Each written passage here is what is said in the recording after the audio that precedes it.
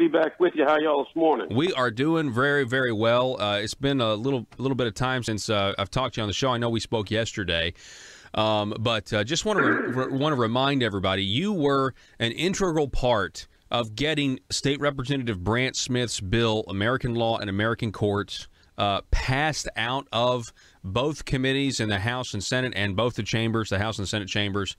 And, of course, it did become law, but it became law without Asa Hutchinson's signature.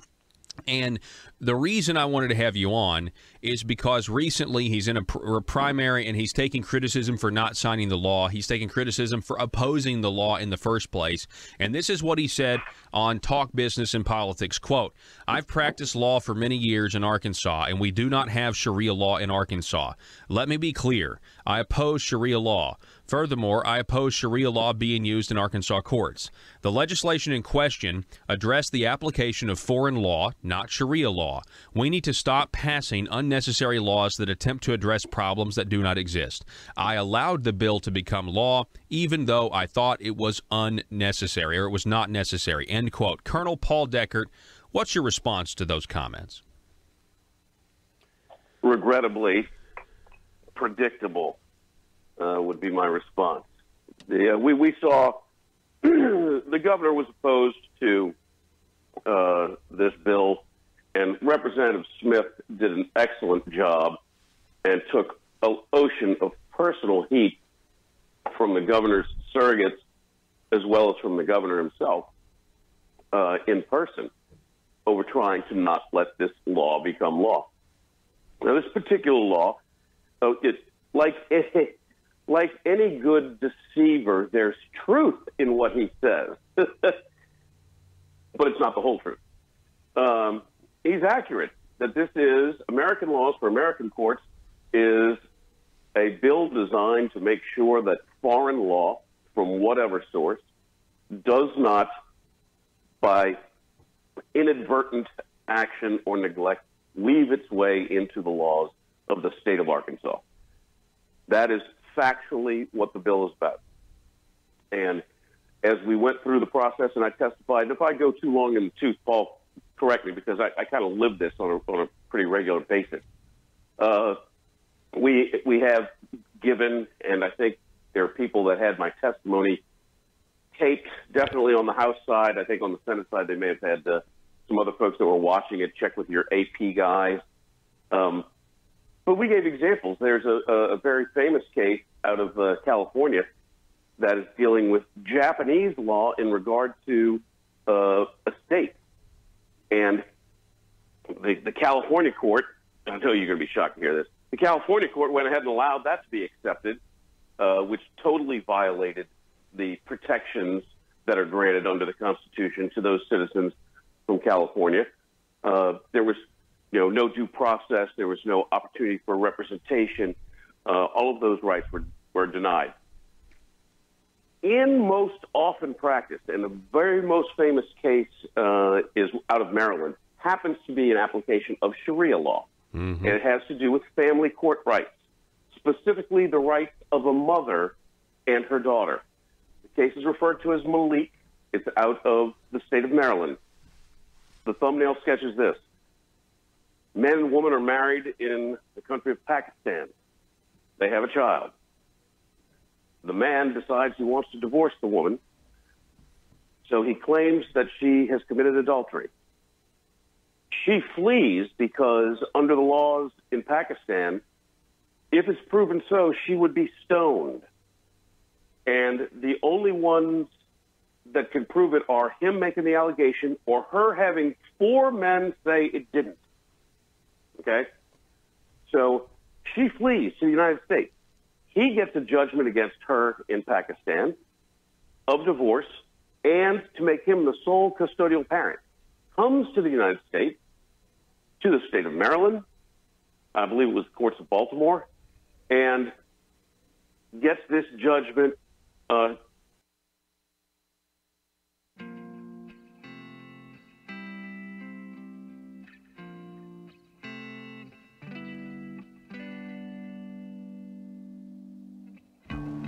I think it's time we ask ourselves if we still know the freedoms that were intended for us by the Founding Fathers. They seem to be in full-scale retreat from spending cuts and are talking about raising people's taxes again. And I have only one thing to say to the tax increasers. Go ahead, make my day. If we lose freedom here, there's no place to escape to. This is the last stand on earth.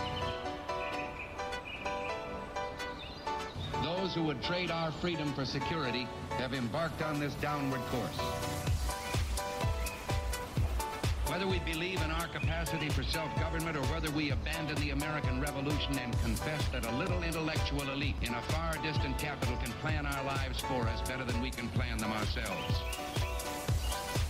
Conduit News Radio with Paul Harrell is on now.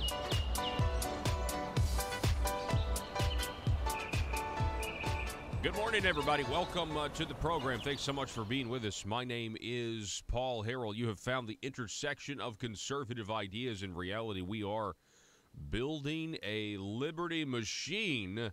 And what a night last night in the special election for Senate District 16. It was quite a suspenseful evening. For those of you that don't know, there's going to be a runoff. There's going to be a runoff between Bob Bailey and Breanne Davis. That's right. They are now going to move to a runoff. They had, what was the final total? If you look down there, scroll down to the bottom because you can see it, right there. So 5,615 people voted. 5,615 people voted. And we have, let's see here, 43.42% went to Breanne Davis, and 41.37% went to Bob Bailey, with the remaining 15.21% going to Luke Heffley. Now, Luke Heffley is now out of this race. And, you know, Luke, I'm going to say something about Luke. He came on the program, he interviewed, and I really appreciate that. He was a nice guy, and it was it's good anytime for the process for the more the merrier. You know what I'm saying? It's good when that whole process works out, and I certainly wish Luke the best. Number one, because he's a listener of this program, and he's said that, a long-time listener, and we appreciate him coming on the program, and it's good that he threw his hat in the ring. But so 5,615 people voted, so that breaks down. 854 people voted for Luke Heffley. 2,323 voted for Bob Bailey, and 2,438 voted for Breanne Davis. Now, let's look at the county breakdown. Let's scroll up here because this is where it really gets interesting. Let's take the largest county here when it comes to voter participation, and that's Pope County. That is essentially Russellville. And so you're looking at Bob Bailey winning Pope County there. You see that? Do what now? Okay.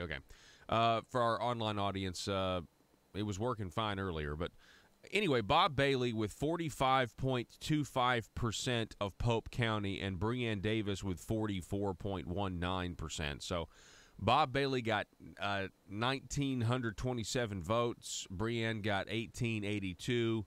Luke Heffley got 450, so he pulled 10% down there. So 45, 44, 10. That's a pretty big deal right there, that 45% for Bob Bailey out of Pope County. And so let's just say, I mean, what did I say? I said 5,000 people are going to turn out in this thing. I said this yesterday, 24 hours ago.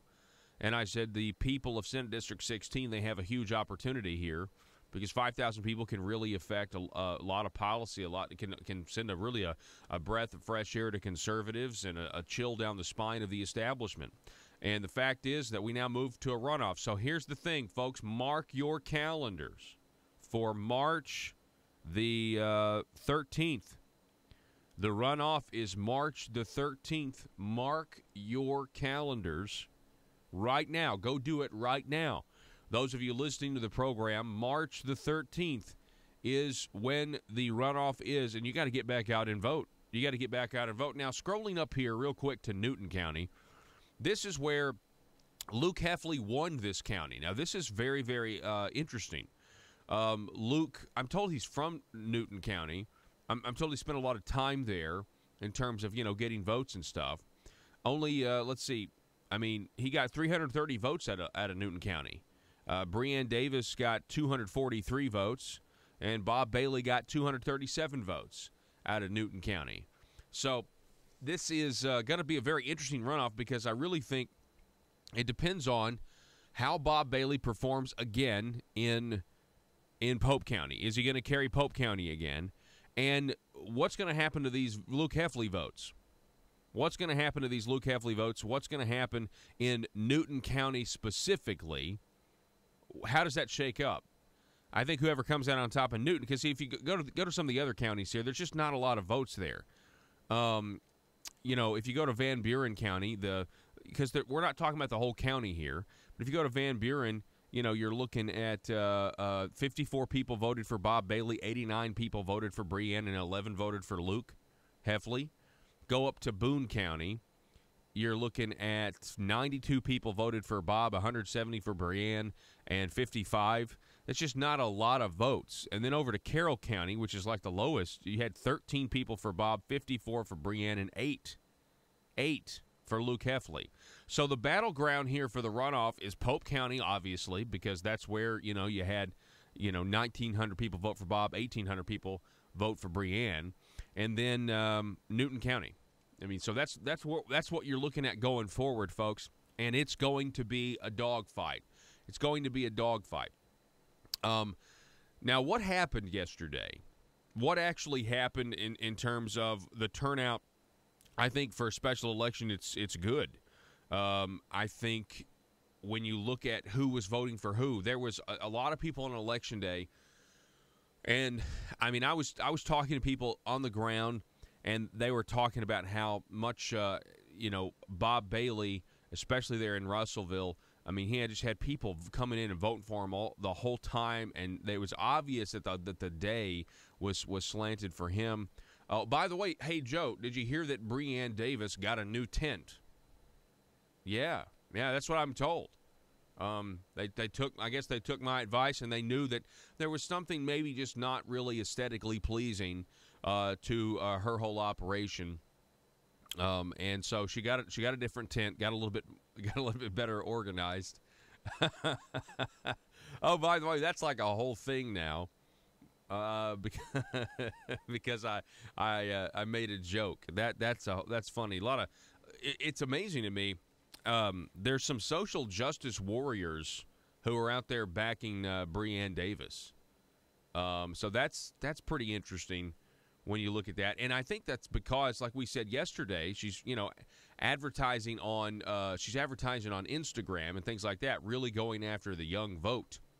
And when you do that, you're going to attract social justice warriors that always want to find who is the victim in this situation, because they always believe there has to be a victim in this situation. And as a matter of fact, I mean, if you kind of look at if you look at the different campaigns, out of the 3 people who were running, there's only one that was claiming that they were the victim the whole time. Let's go to this, though. This was a photo that was sent to me.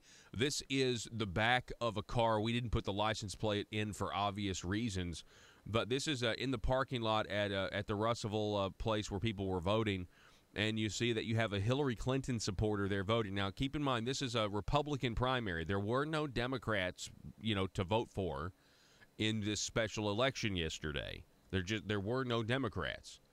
When you see a Hill Yes, hashtag Hill Yes. I think that was a better slogan than I'm with her. But anyway, what do I know? She lost. This is what I tweeted out yesterday. Hillary supporter voting in the Arkansas Legislative Senate District 16 primary. The establishment will do anything to win. They have called in Democrats to vote for Ace's Choice, a big government Republican. Now, that is true. Not only do you have a photo like this, and there are more photos out there, but you also have just people that know. I mean, they talk and they tell you that the Democrats were called in and recruited to try to help vote for Breanne Davis, which is exactly what I have said is going to happen in the Republican primary between Asa Hutchinson and Jan Morgan, is that Asa is going to, in that primary, he's gonna want to get the Democrats to cross over. And that's why there's not a Democrat primary, by the way. There almost was, and they were like, "Oh, we don't need that. We need the Democrats to be able to vote for the Republicans." And I think this really just it really lends itself to the idea that we need a closed primary process here in Arkansas. I've had a lot of disagreements as of late with Doyle Webb, the Republican Party chairman. But I guess a couple of months ago, he was actually on this program, and we were talking, and I asked him some pretty pointed questions, and he answered them. And he said that primaries were a good thing. Of course, this is before he started making public speeches, giving Asa Hutchinson campaign talking points, which is very disappointing.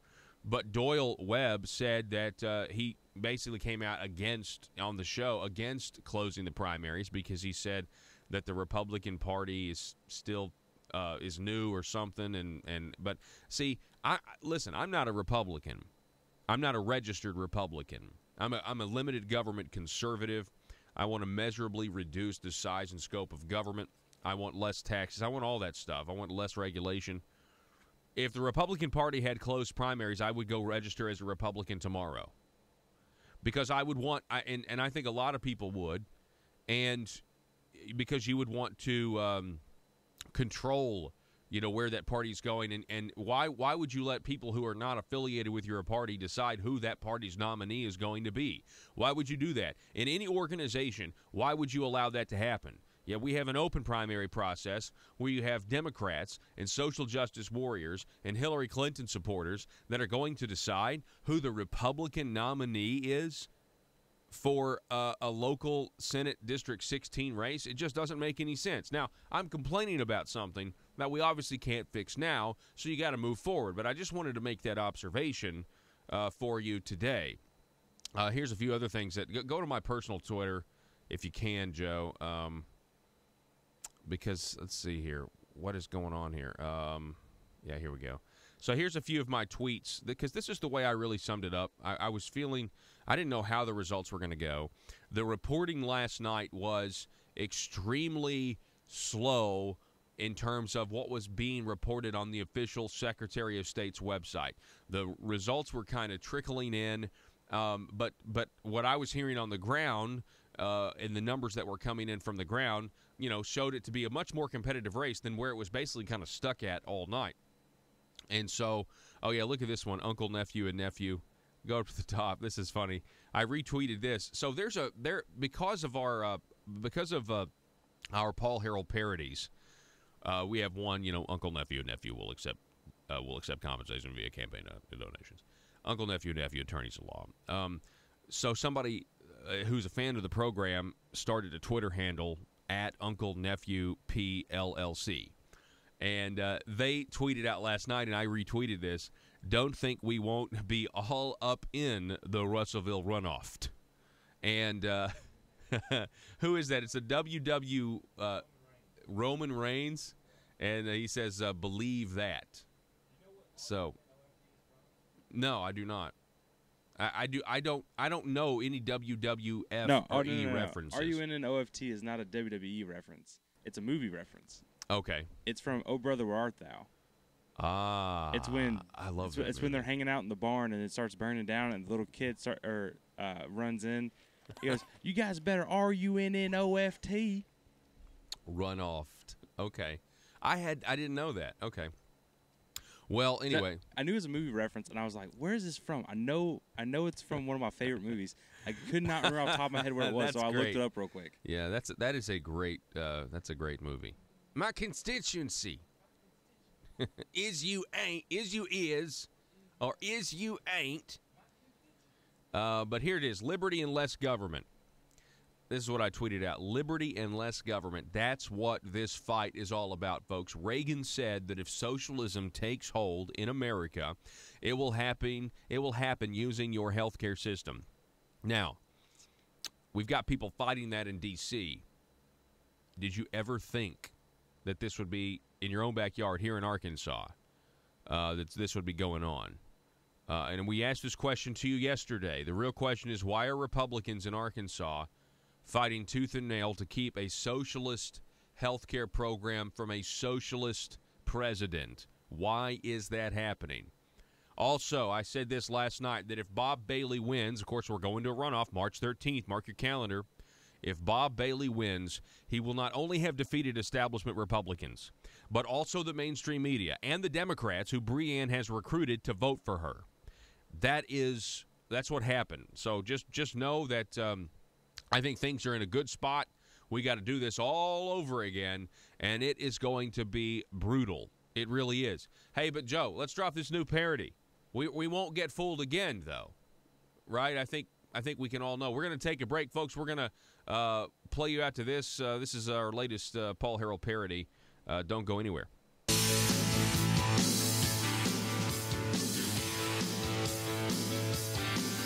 When the politician starts, he says liberty's on the march. But the Marble Palace sure has its ways. And the voters who believe realize they've been deceived when words are weighed next to deeds. Asa doesn't care about our Constitution. His conservatism is an illusion. Line item vetoes and higher taxes. We all voted for him once, but he won't make spending cuts. Let's all vote and say, hey Asa, we won't get fooled again.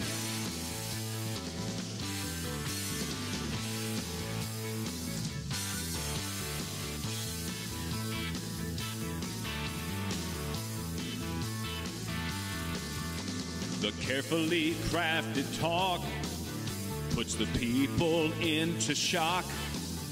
Once the light of truth exposes all the lies.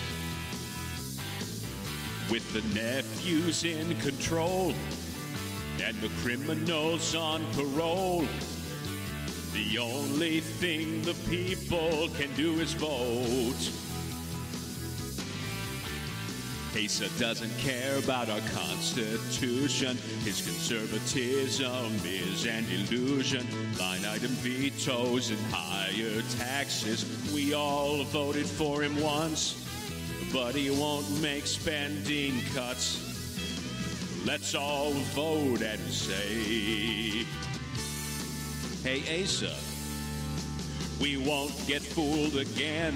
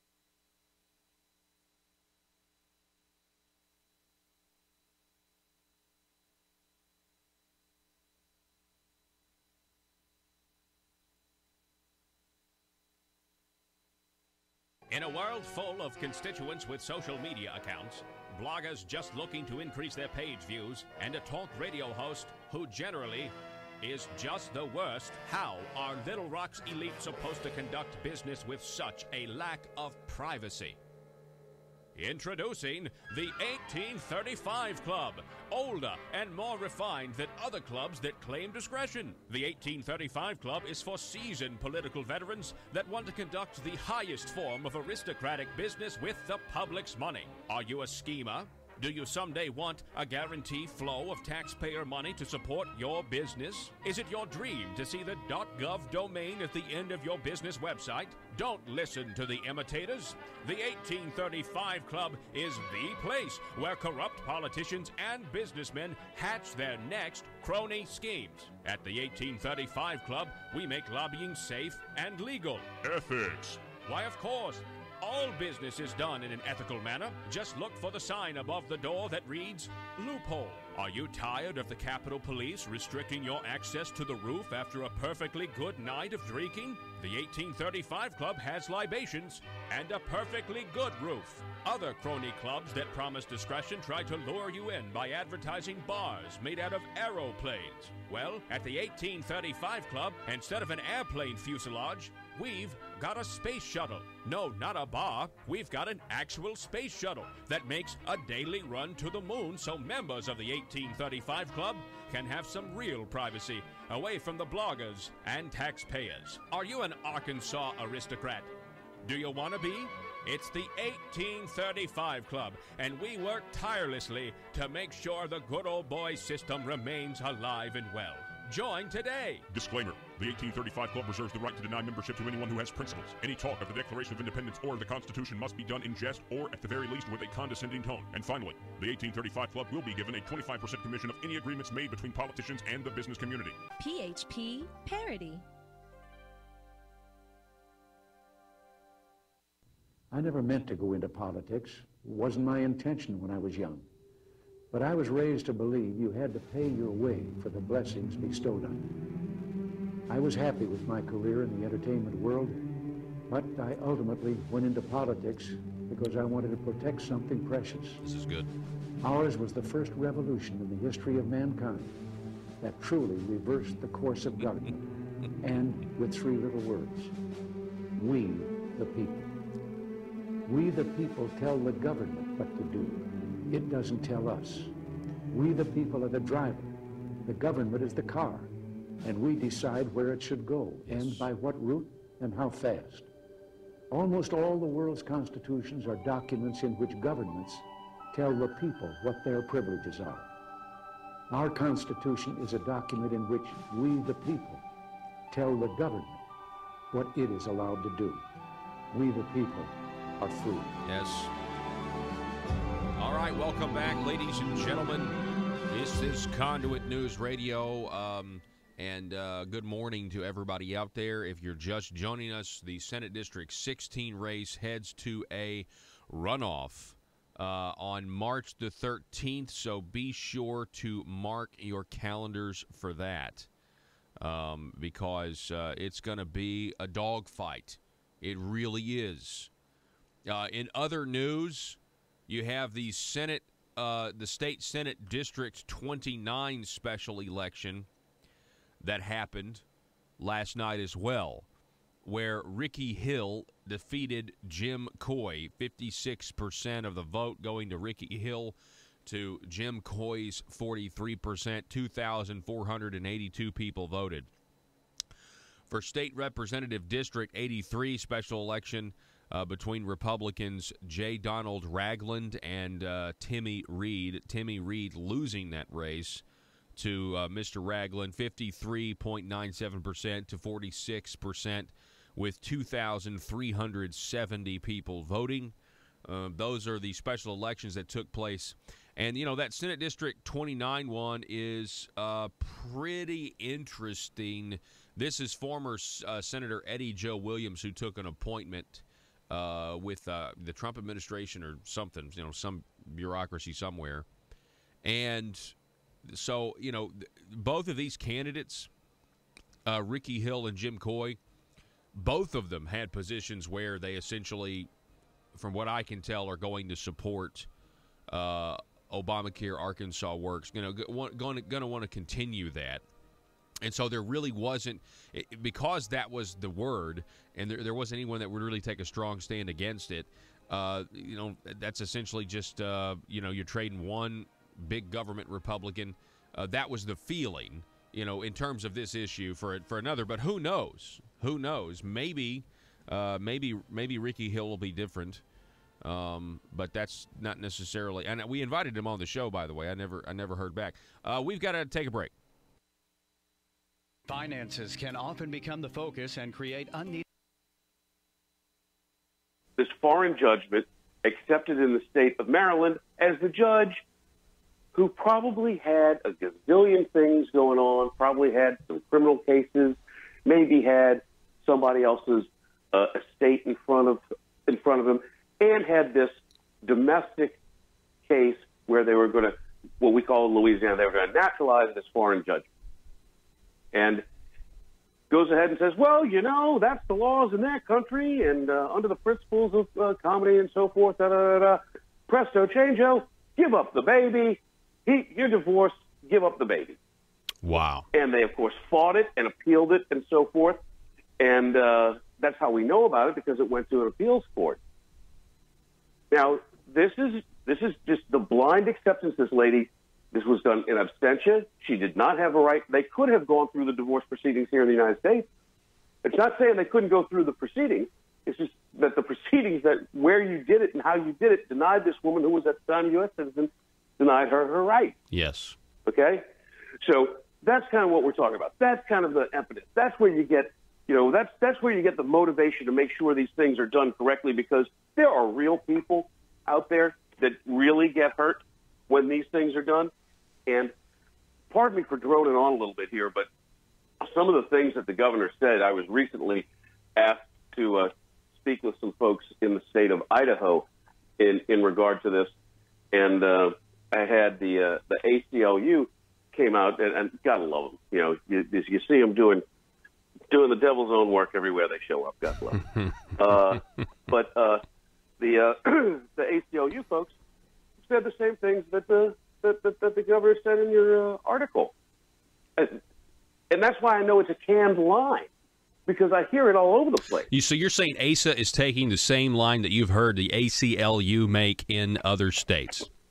Yes, that is exactly what I said. And the canned line that the ACLU uses in other states is, and their supporters and their acolytes, is this is a solution in search of a problem. Mm-hmm. Okay, so we're going to rewind the tape on that. This is a solution in search of a problem. Anyone who uses a line like that does not grasp Leadership 101. Leadership 101 is proactive and forecast solutions prior to the problem existing. So let me stop you. Example. Yeah. Let me. I want to hear the example, but let's just read the beginning. You've laid it all out using ACLU talking points. You've laid out the case in Maryland where we do have this international law, from a civilization that is not compatible under the U.S. Constitution with what they're trying to do, and yet Asa starts his statement. Conduit News Radio with Paul Harrell is building a liberty machine. Find out more at conduitnews.com.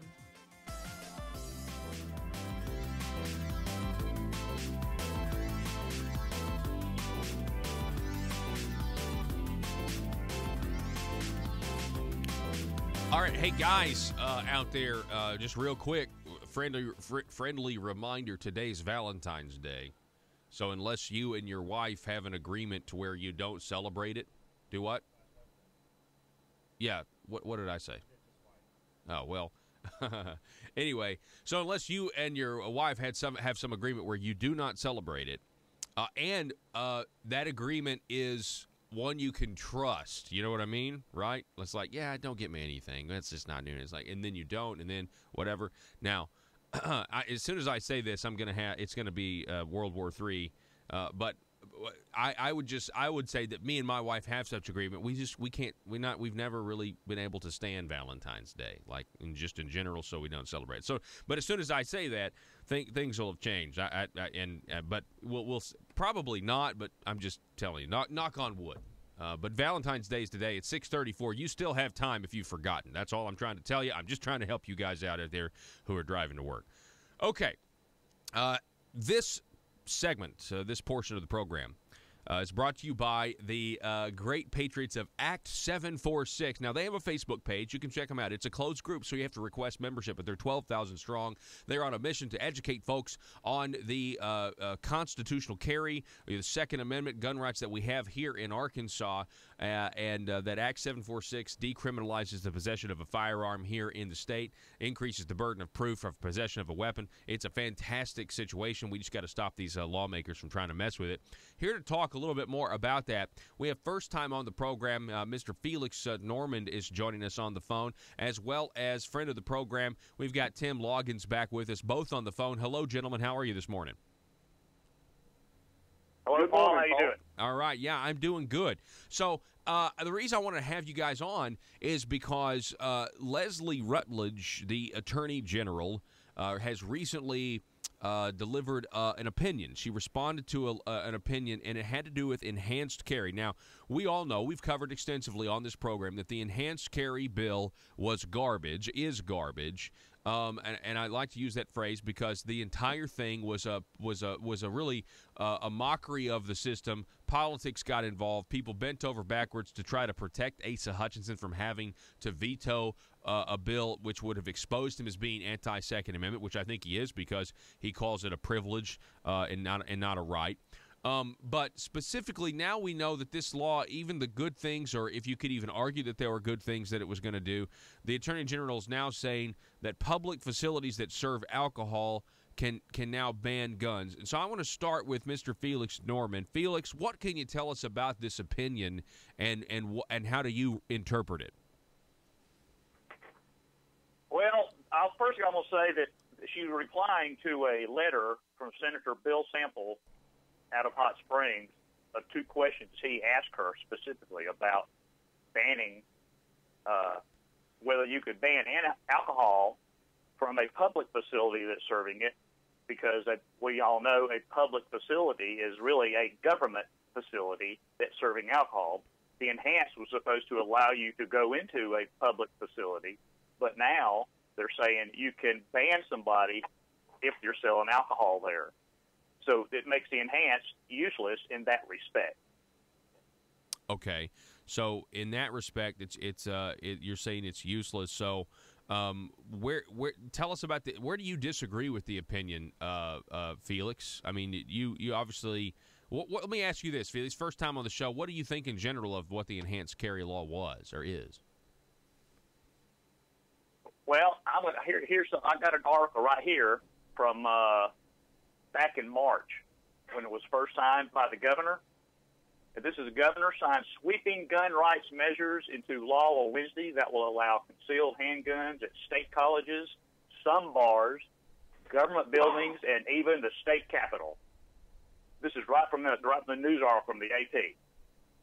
But yet, we see as it goes on, they're slowly restricting the places they said the enhanced carry was supposed to allow us to go into to begin with. Mm-hmm. Tim. Also, when they talk about alcohol sales, when you hear it discussed as a topic, they almost always use the term alcohol sales, but they don't specify the difference between alcohol sales in a bar versus alcohol sales in a restaurant. They kind of cut that off to make it sound like all alcohol sales places are forbidden for handguns to be. So, Tim, what's your take on this this new development? Tim, are you there? Can you hear me? Yeah, now we can hear you. What's your take on this new development, Tim Loggins? It just kind of confirms everything the patriots have been saying, for a year now. Enhanced is garbage. This opinion by the AG says public and private and the carry of a weapon was just a simple sign. Hey Tim. Hey, can you get to a better location, maybe where we get a better signal, or maybe kind of move around because we're kind of losing you right there. That'd be good. Can you hear me? Yes, I can hear you. Go ahead. Okay. This just confirms everything we've been saying all along. It's garbage. Remember, this was a campus carry bill when it started, and it got hijacked. And as soon as they passed it, they already had amendments to gut it. Mm-hmm. And this just confirms it. I mean, the 122, the 573, 122 restricted places, they said it would allow us to carry on if you had the enhanced. The AG just basically gutted that. If a library puts up a sign and says no weapons, guess what? It doesn't matter if you have it enhanced or not. If any restaurant, any private facility, any public facility, the things that they said, and we argued all along weren't true, we were right. Wow. So that is something to behold here, because this was originally a very simple idea from Charlie Collins. And I know Charlie is still out there talking about how great this law is and what a great job he did.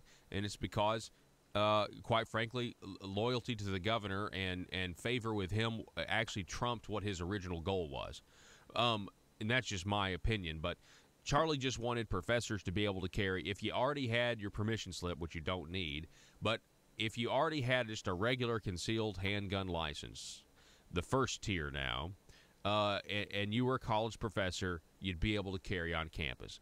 Very, very simple. The governor doesn't like that because he wanted, I guess more training. He said he doesn't trust the professors with their guns. And then State Representative Bob Ballinger came along with a solution to have a special permit from the government, which I disagree with. And they went along with that idea. And now we have what we have, which we have the instructors who are all messed up, and I know they're trying to now, quote, even maybe fix it in the special session and that sort of thing. What do you guys know about that fix, by the way? Because they are talking about trying to fix something for instructors in the fiscal session. Paul, go ahead, Felix. Well, like I say, I have a copy here. So far, one of the things I think they're going to amend was, instead of calling it a, what was the term they used? I can't find my document here. Anyway, I have the draft copy of it so far. Of course, they're going to amend that, change some of the wording a little bit as far as we know. One of the things they wanted to change was the way it was originally worded is every instructor had to be able to teach the enhanced class. In other words, every instructor had to be enhanced trained themselves. Well, some instructors don't want to be enhanced trained. Well, the way it's worded, then unless they're enhanced trained, they can't teach at all. So if they can't teach, in other words, then we'll be losing all these instructors. And I know some instructors who says, like, I don't even think I could do it. Some of these gentlemen are older, and they can't do the move and sway and whatever is required of the class itself. Mm-hmm. So that's one thing they want to fix. They want to fix it where if you want to teach enhanced, you can. If you don't, then that's fine too. Yeah, and that's just an example of how this whole thing, they didn't think any of the stuff they were doing through. The only thing that was primary was, what does the governor want? We don't want to put something on his desk where he's going to veto it and expose himself as not being for the Second Amendment. All of this was political contortion. Now, Tim Loggins, you respond to this supposed fix. Well, I'm going to go ahead and call upon Representative Bob Ballinger and all of our elected officials. If you want to fix this, repeal it. Because what you've done is you've manufactured more confusion, and you have legislated more infringements. You're not helping advance gun rights at all with this legislation. And I know that I'm right because they're still arguing about this bill 1 year after it passed. Even the legislators are arguing about what it means, how to implement it. It was a rush deal. It was not normal process. They didn't follow the normal rules. And if you want to fix it, repeal it. Start all over. Remember, this was campus carry. We've gotten so far away from the intent of the bill, it's not even funny. I mean, it's sad. Yeah, it really is.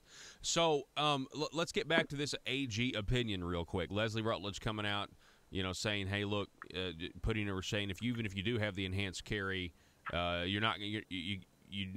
What does it say specifically that you're not going to be able to use this enhanced permit at public places that serve alcohol, Felix? And what does public really mean?" Well, that's the thing, exactly. Now, we use the term public in some of the documents to describe a government-owned entity, as in our restriction in government buildings.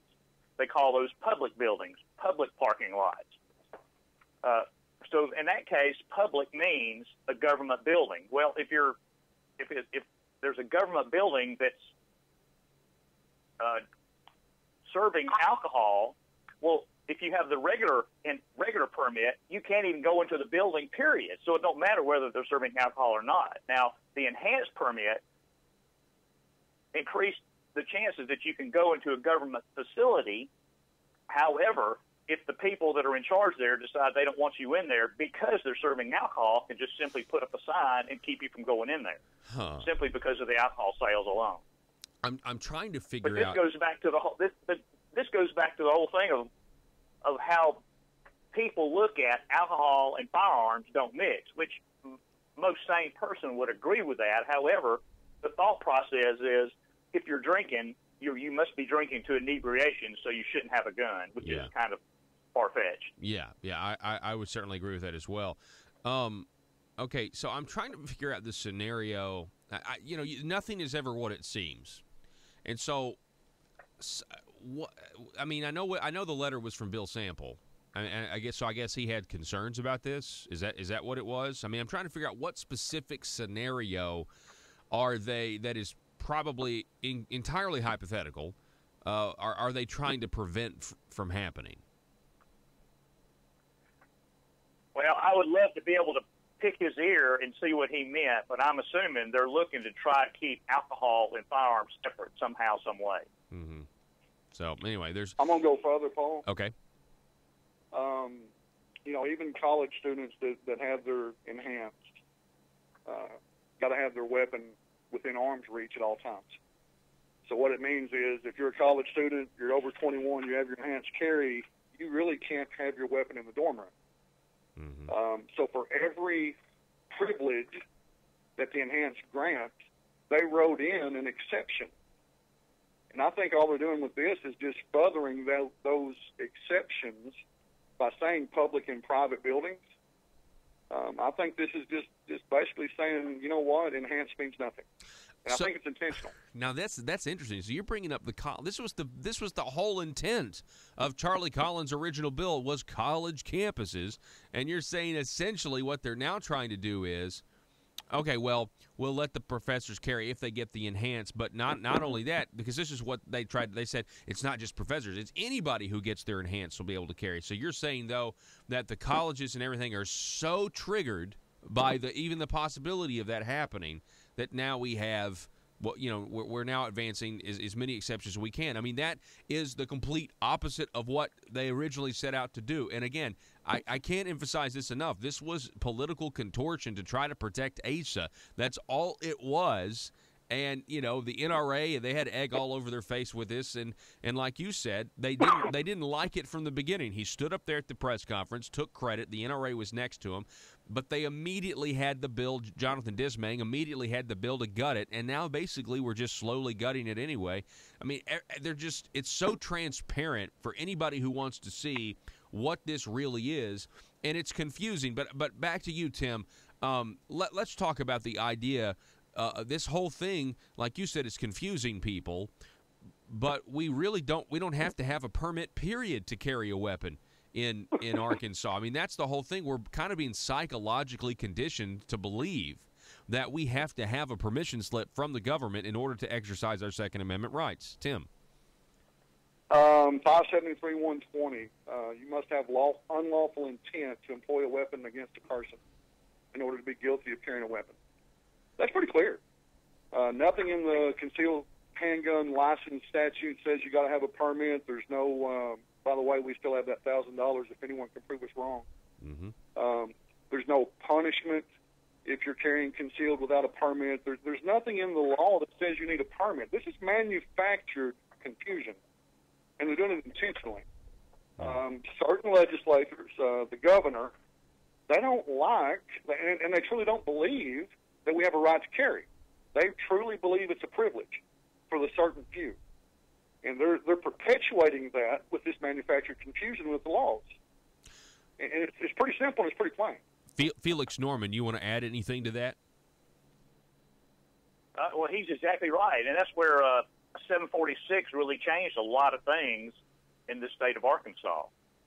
However, it's the education process of getting people to understand that. And even then, like yesterday, after I talked to you, I finally called ABC, Alcohol Control Board, you know, I was asking about some specific questions about this stuff. And you remember we had the Act 8 of 2006, the Clean Indoor Act, is when they basically removed smoking out of all buildings. Yes.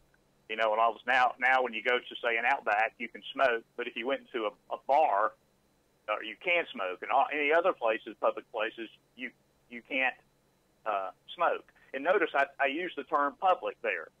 Okay, well, you just said public, but you said a public place like Outback. Here, I have a good example here of how the term public can be misunderstood when it comes to government versus private entity. This is on 573-306, which is the prohibited places in the concealed carry statutes. And one of the places it says does not apply to a publicly owned and maintained parking lot. Okay, that means a government facility parking lot. That is a publicly accessible parking lot. So they use the term publicly in the same sentence, but they both have different meanings. One is a government parking lot, public, and the second one is publicly accessible by people like me or you. So just the term publicly is used to mean something different in one sentence in a prohibited place. That's how messed up the wording can be. And when it comes to bars, you have a public facility that serves, i.e. a government building, and you have a private facility, i.e. a public facility like me and you that serves alcohol, like Outback or whatever, and then you have what's called a private club in Arkansas. So you can't even use the term private to mean one thing in Arkansas. So when you're making an opinion, you have to be specific. When you say public, what do you mean by public? So that's where when I'm reading her opinion, my mind is going like, okay, when you use the term public here, do you mean public as in government or public as in the general populace? So it just, I mean, you know, it just gets more and more confusing. Gentlemen, I appreciate it. I'd like for you guys to keep me posted on this, but I think in general we can say this just gets worse and worse and worse. The more they mess with it, the bigger messes that they're making. Tim Loggins, Felix Norman, thank you guys so much for coming on the program. Appreciate it, Paul. Very welcome. All right. You guys Glad to be have here. Yes, sir. You guys have a great day. Good morning to everybody out there listening. If you're just joining us, we already talked about the state Senate special elections in 16 and 29 and 83. I'll have those results one more time for you and up on the screen when we come back. Don't go anywhere.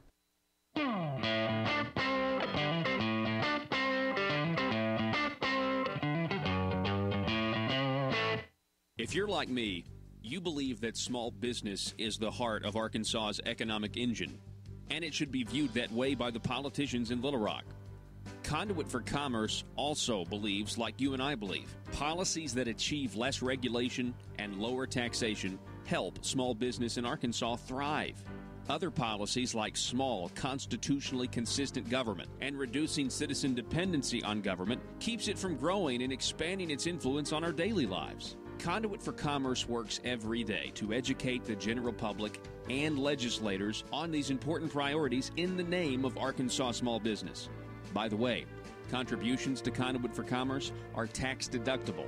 Log on now to conduitforcommerce.org and click on Contact Us on the right side of the page.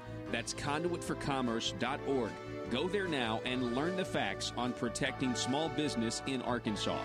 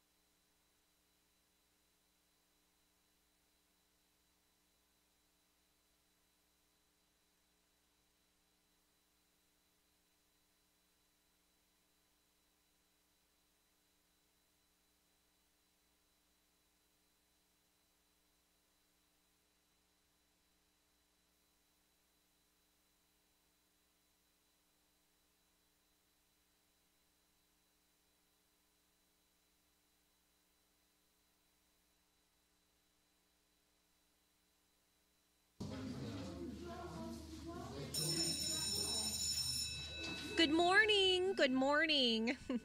Congratulations, you have made it to the Bureau of Carefully Crafted Language, where we strive to offer politicians the very best in ambiguously specific language, the purpose of which is to allow our politician bosses to grow government and keep their constituents in the dark.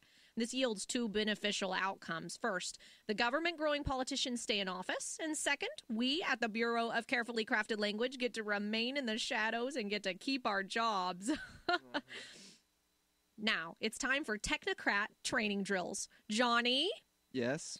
A politician wants to use the healthcare system to punish those who have and redistribute their wealth. What is the appropriate language to use in this situation to make an unpopular idea acceptable to the public? I would emphasize that these ideas would make their healthcare more affordable and make sure the public understands if they already have adequate healthcare, nothing will change for them. Very good, Johnny. Much progress since last time. Next up, let's have Susie. Susie, your politician has been caught in, dare I say it, a lie. What kind of a lie? It doesn't really matter, but in the spirit of the Bureau of Carefully Crafted Language, I will give you a good hypothetical scenario. Dozens of politicians have been thrown out of office for supporting a socialist healthcare program. So the remaining politicians get together and they pass a bill to, quote, end the program, end quote. But they really want to keep it. What should they do, Susie? May I ask a question for more information? Certainly. Has the word lie been used by the political opposition? Yes. I know. They should change the name of the program. Maybe use the word works to make the sheeple think it's for working folk. Then they should go on the attack and get the public distracted. I would advise the politician to publicly question why our political dialogue has become so uncivilized and tell them to claim using the word lie, no matter how accurate, is a personal attack on his or her character. And if they admit to any wrongdoing at all, they must replace the word lie with words like misspoke, misstatement, misrepresent, or mislead. Amazing! Excellent work, Susie. I feel like the student has really become the teacher. You will make a terrific addition to the Bureau of Carefully Crafted Language. All hands on deck. This is a Bureau of Carefully Crafted Language emergency. Several politicians are scrambling after being exposed by some talk radio host. Let's move it, people. They need our help. The Bureau of Carefully Crafted Language. You vote 'em in, and we keep 'em in. PHP Parody. Now then, attend, as friend to friend, our declaration committee. For us I see immortality in Philadelphia City.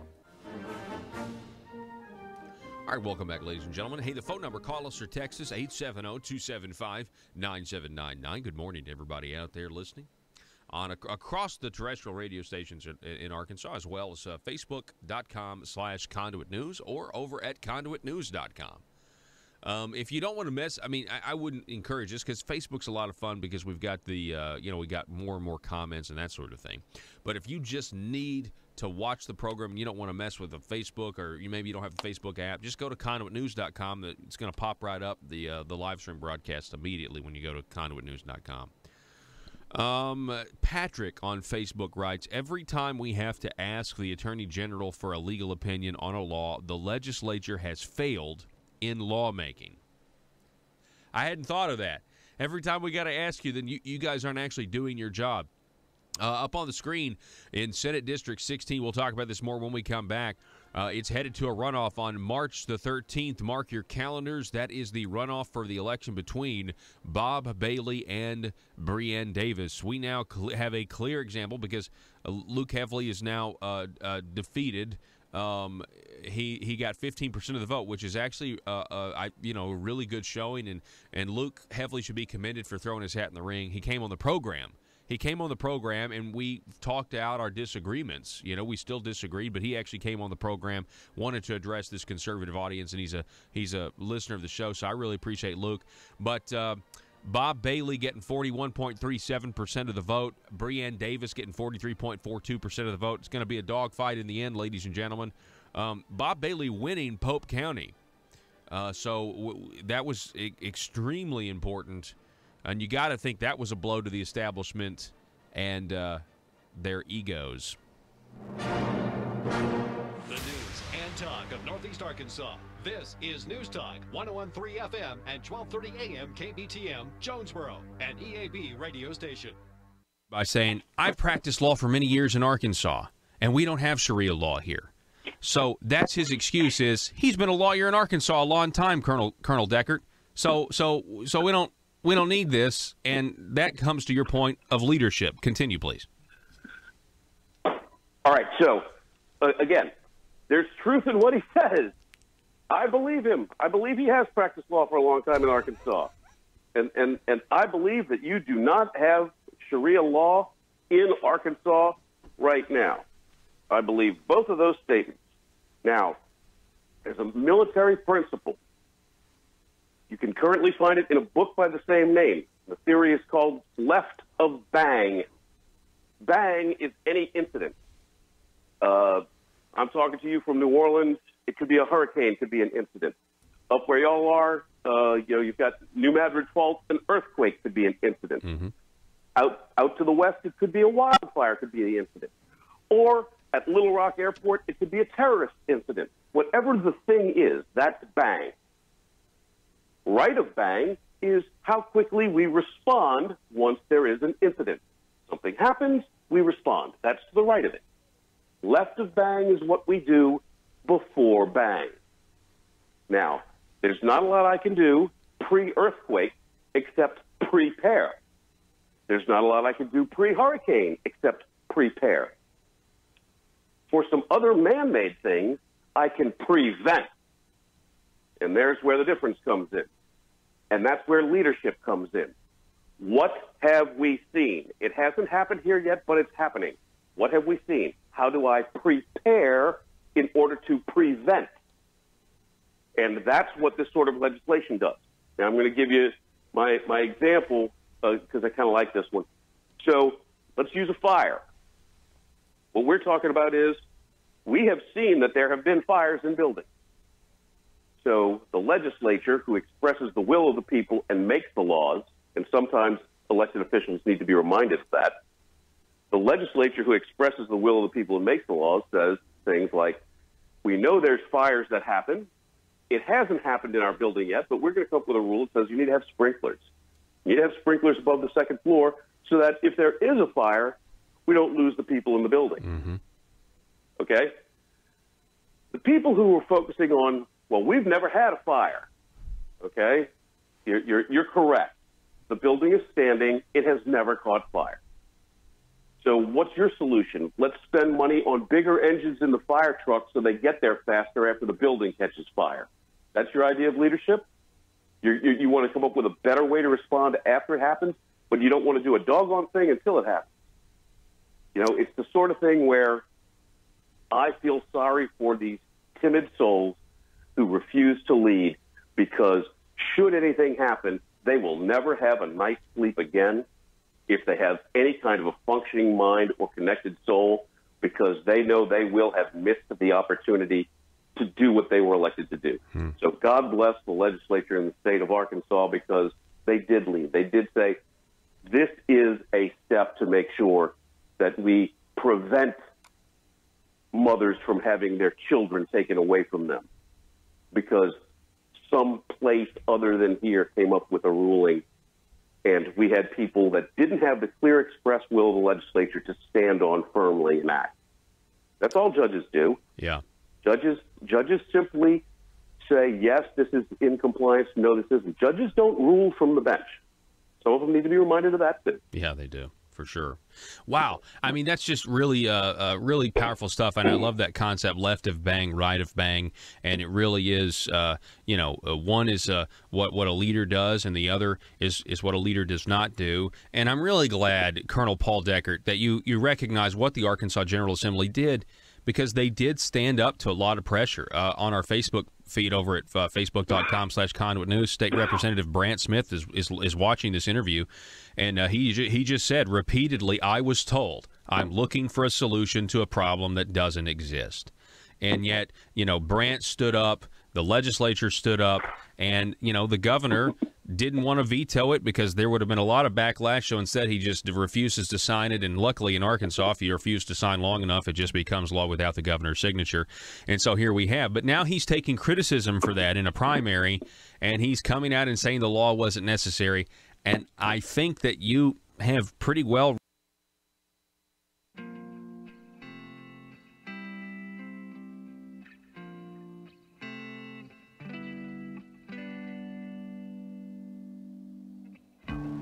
I think it's time we ask ourselves if we still know the freedoms that were intended for us by the Founding Fathers.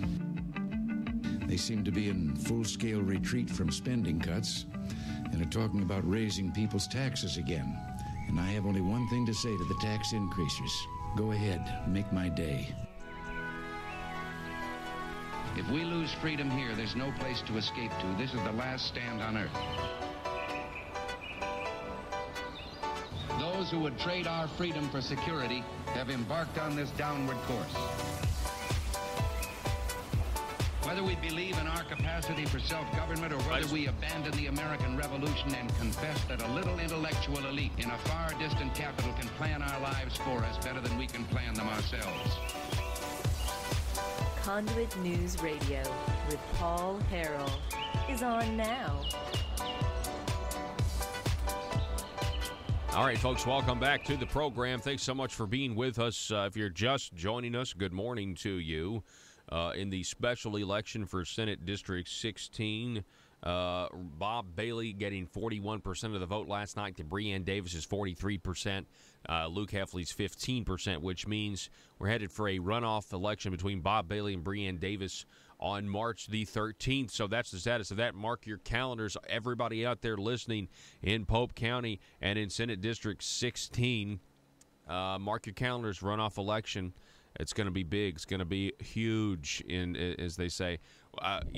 Will Breann Davis be able to get the Democrat Party back out to vote for her? I don't know. The only reason I say that is because last hour, we showed you that in the parking lot they had Hillary Clinton stickers, bumper sticker. Now, why would somebody? I mean, think about this. It's circumstantial evidence, but you be the judge. You think that photo of that car with the Hillary Clinton sticker, or do you? I mean, you just be the judge. I don't know. That to me is, and it's kind of got a lot of people upset. I mean, I was reading Gene McVeigh's Facebook post during the break, just about how these open primaries they've got to go. You realize, I mean, it's a fact. If we had closed primaries in the Republican Party, we would have a much more conservative government than we do right now. We have a much more conservative government, and I'm certainly convinced of that. So anyway, we'll see. I mean, look, I know there's people that supported Breann because they're establishment Republicans, but I'm just telling you this: if you don't think there were Democrats voting for her yesterday, I think you're lying to yourself.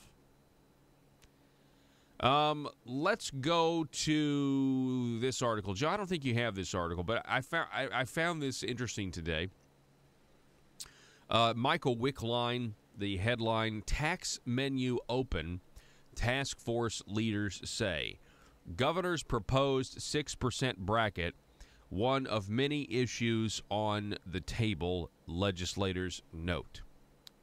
So Jim Hendren, who is the governor's nephew number one, he is the head of the task force, or the tax force. I have this feeling they're going to raise taxes. Now, they're all talking about now how they're not going to raise your taxes and they're going to cut your taxes. As a matter of fact, I would just note that this is actually confusing some legislators, Democrats, so to speak, because Senator Joyce Elliott, who serves on the tax overhaul task force, said that she has tried to keep an open mind, recognizing I am biased that I don't see how we can afford more tax breaks, but I'm willing to be dissuaded. So far, we have lots more work to be, but so far I'm not dissuaded, she said. And then he goes on. She goes on, why are we already talking about how much our tax break is going to be, and we haven't even resolved the issue of should there be another tax cut? That That's what is really bothering me, Democrat Joyce Elliott said. Now, let's answer that question for Joyce Elliott. Joe, let me send you this article first. I'm sorry. We have some, it's been a crazy night. I mean, staying up for that election and just kind of monitoring things is kind of made for a crazy night and everything else. Hang on one second, Joe, because I want our online audience listening at Facebook.com/Conduit News, ConduitNews.com to get this. All right, Joe, you should have an email. So let's answer Joyce Elliott's question for her, right? Why are we already talking about how much our tax break is going to be, and we haven't even resolved the issue of should there be another tax cut? That's what's really bothering me. Well, the answer, Senator Joyce Elliott, is primary. That's why all of a sudden we're talking about tax cuts the way we are, is primary. Now, here's the article. You see it there, tax menu open. And then we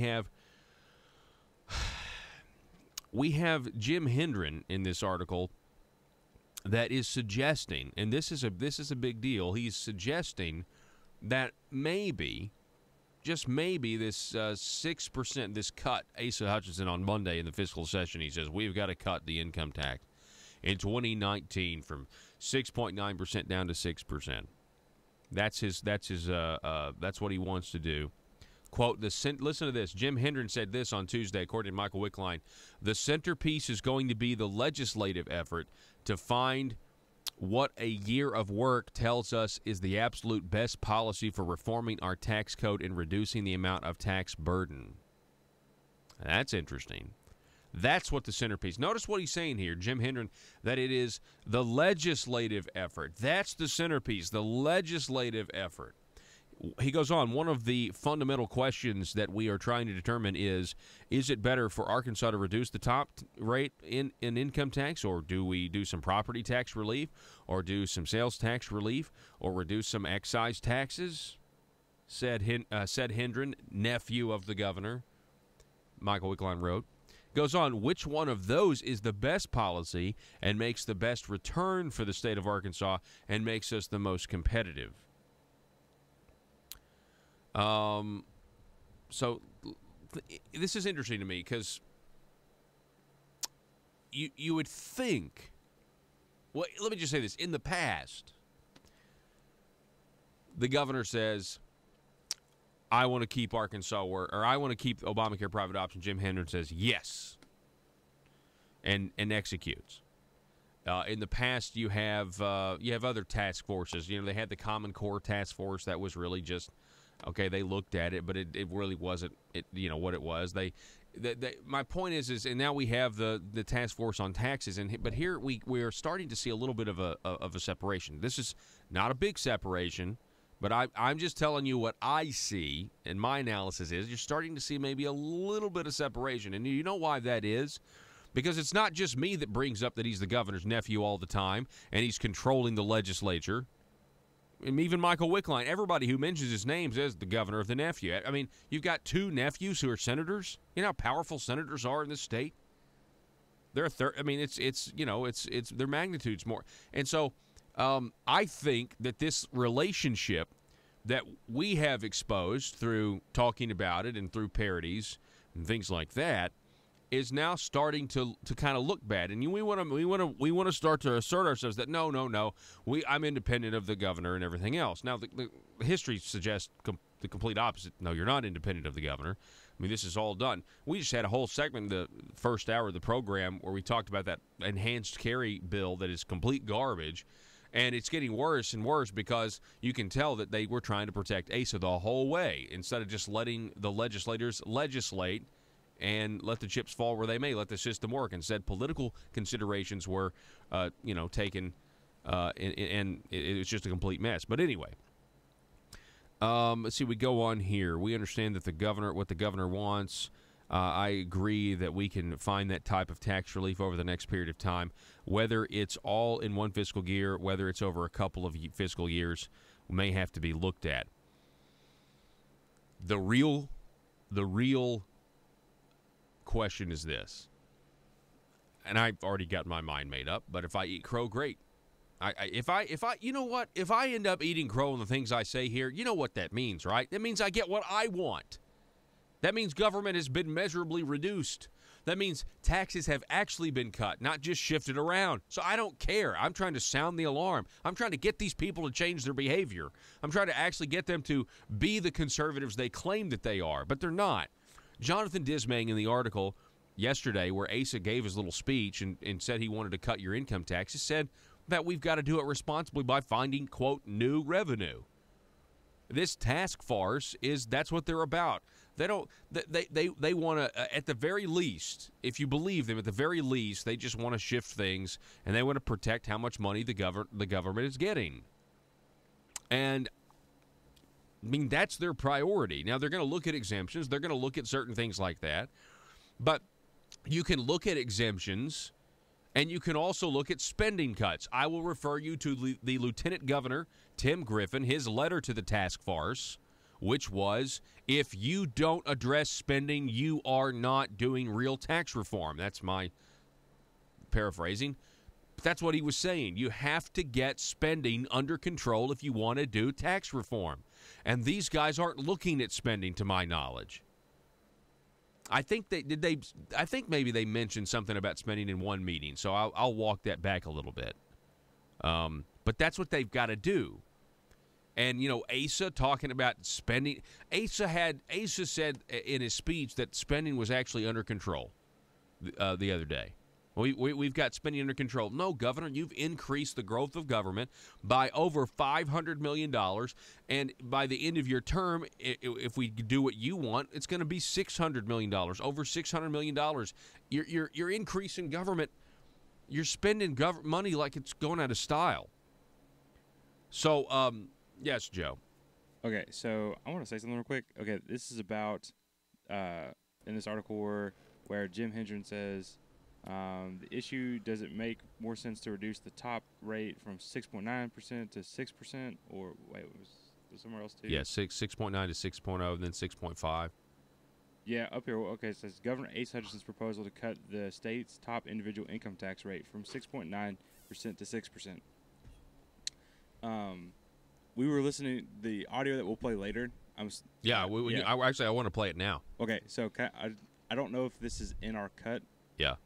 But Asa says that it was in an interview where the Wall Street Journal. Yeah, with the Wall Street Journal, that someone asked him what's the top tax rate, and they said that it was too high. It took him an interview to realize this.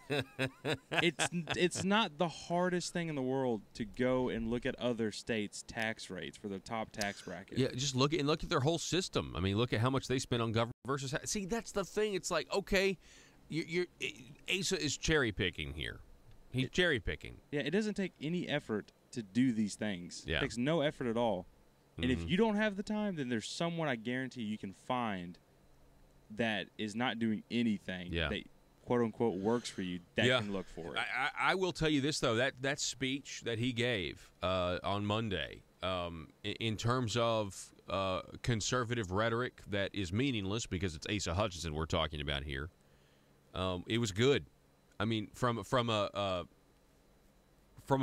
just be honest, from a perspective of rhetoric and all this stuff. I mean, it actually played. I mean, I'm just being honest. You know, with the legislature standing and everything else. Yeah, tax cuts and that sort of thing. Yeah, listen to this. If you cue this up for us, Joe. This is Asa talking about that Wall Street Journal interview. Yeah, whenever you're ready, Joe. Out Arkansas. One of those was the Wall Street Journal editorial board.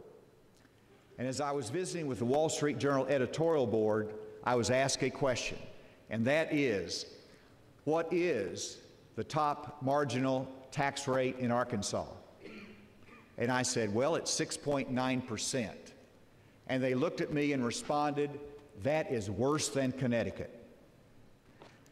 That story illustrates the competitive nature of taxes in a mobile society. Businesses can relocate, individuals can relocate. But the true motivation for tax reform is to do the best for the people of Arkansas. And today I'm announcing my specific plan for future tax cuts. I am proposing that we cut the marginal individual tax rate in Arkansas from 6.9% to 6%. All right. And so then you get the big applause and everybody stand. Hey, you know, stop for a second. So you do know that the Democrat Party actually came out and was critical of this. It's like, whoa, that's a first. You don't see that very often. The Democrat Party really, as a, you know, they applaud ACE's policies for the most part. My point is, why is everyone talking about tax cuts? Because it's a primary. I mean, this guy has got to run to the right. He can't run to the right fast enough. We'll pick up more with this audio when we come back. You're listening to Conduit News Radio. This is the intersection of conservative ideas and reality. We don't just want to talk about conservative ideas. We want to actually see them implemented. But remember, Jonathan Dismang said that the tax cut gets offset with what? New revenue. It's not really a tax cut if you are going to get the same amount of money from the people regardless. It's just for campaign, push cards. Back in a minute.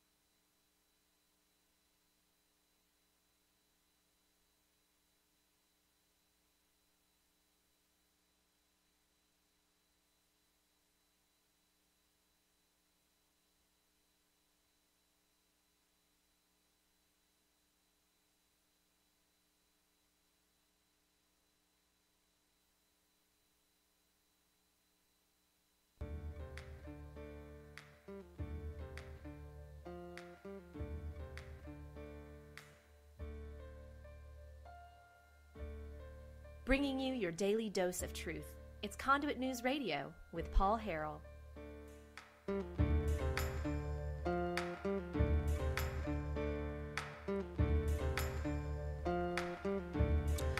We must not get fooled again, and all of this is designed to fool the people of Arkansas one more time.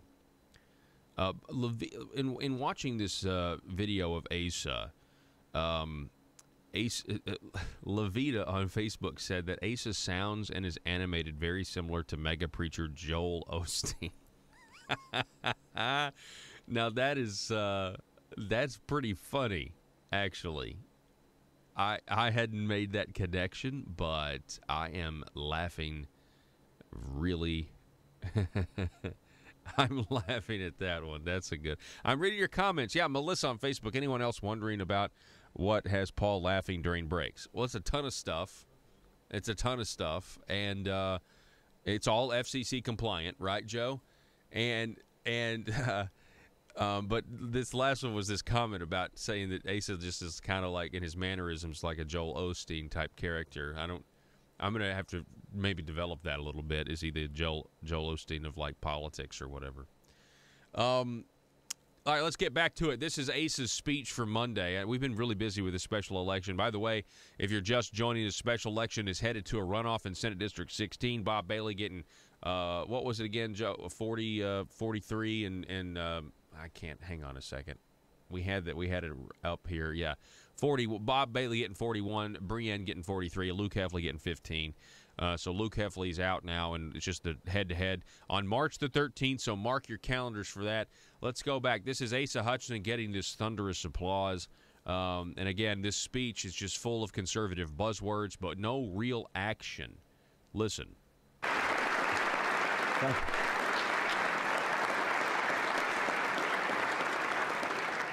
This needs to be done in the 2019 session, but we'll be working on it this year to set the stage for that. How do we do this? Well, we do it by, first of all, a commitment to the essential services of our state.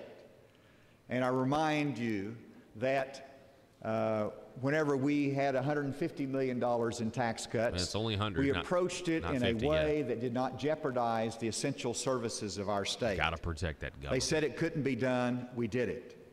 But we also have an additional advantage now, and that is that our transformation efforts to reduce unnecessary spending is in full gear. We have our transformation office. We have our teams on transformation. They will continue to work to look at savings that we can create within state government without diminishing services.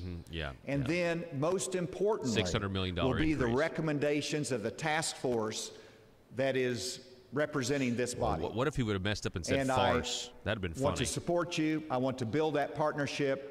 I want you to do your work, and I look forward to your recommendations as to what you want to achieve, how you want to achieve it, and what can be done to achieve those Stop goals. for a second. That again Finally, proves my it is point. You hear what he important to said. achieve this He's trying to act like that there is a separation between his office, the governor's office, and his nephew, and there's not. They both know that it's starting to look bad. Go read Jim Hendren's comments in the paper today. Listen to what Ace is saying there. They know that their family relationship is starting to not look so good. And so they're trying, again, they're trying to separate and trying to act like we have, two separate but equal branches of government in the legislature. But come on, I mean, you've got two nephews. I mean, that are running things, that are in charge of things. Now, I know Jeremy, nephew number 2, is not seeking re-election for some reason. Listen, all of this, what we have to say is we're not going to be fooled again, Governor. We won't be fooled again. Listen to this. There's a new parody that we dropped. And I think in the context of the runoff we have in Senate District 16, the establishment's on the run, but the truth is the valuable commodity. Listen to this truth right here.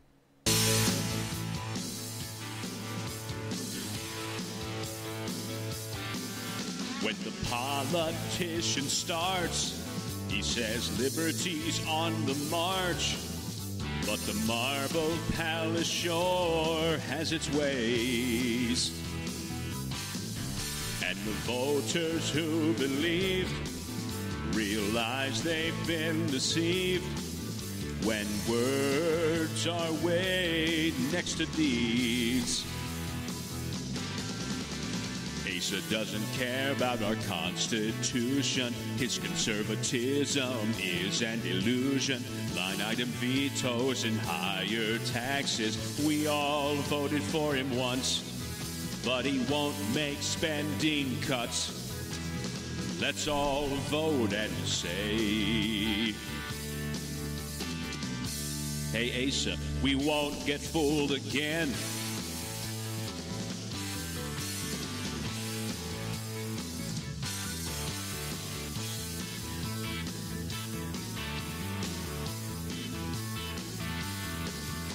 The carefully crafted talk puts the people into shock. Once the light of truth exposes all the lies. With the nephews in control and the criminals on parole, the only thing the people can do is vote. Asa doesn't care about our Constitution. His conservatism is an illusion.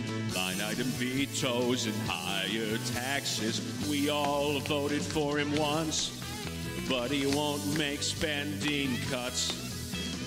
Let's all vote and say, hey Asa, we won't get fooled again. A lot of us were not fooled the first time, but I mean, you know what I mean. I mean, when we say all this, it's like, I mean, come on.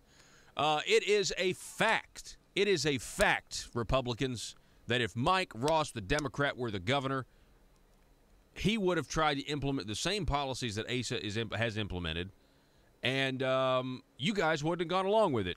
You would have stood up to it. I mean, think about this. The all-time spender, for Arkansas state government, that would be Asa Hutchinson. Oh, man, people and their texts. That's funny. 870-275-9799, telephone number if you want to contribute to the program. Go to facebook.com/Conduit News. This is Conduit News Radio. My name is Paul Harrell.